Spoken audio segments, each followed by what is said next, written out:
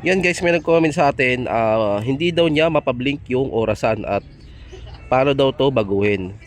So guys, napakadali lang. Ang unang-una mo lang gagawin para mag-blink yan ay kung nakikita mo tong set, tsaka select, i-hold mo yan, press mo and hold.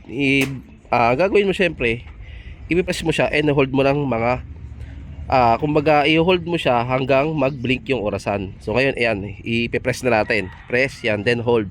Pansinin mo, wala pa. O di ba yun, nag-blink na.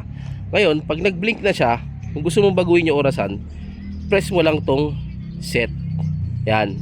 Pag press mo ng set, yan. Ang unang maiiwan na lang magbi-blink yung oras. Ngayon, kung gusto mong baguhin yung oras na yan, pe-press mo na tong select. Ayan, baguhin natin yung oras ha. O, pe-press ko yung select.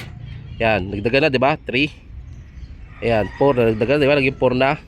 So ibabalik lang natin sa dati. Sample ko lang to para matutunan nyo paano magpalit ng orasan. Yan, babalik ko sa dati sa alas 2. Ayan, bumalik na. Ngayon naman, syempre, nagbibinig dito. Kung gusto mo ilipat sa 15, press mo lang ulit yung set.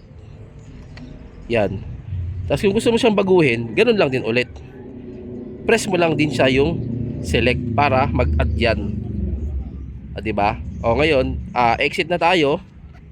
Yan. Nagbi-blink naman yung oil change. Ibig sabihin, kailangan lang mag oil change. Pero ngayon, ang ipinakita kong video, paano magpalit ang orasan. So, ganun lang yung step para magpalit ng orasan.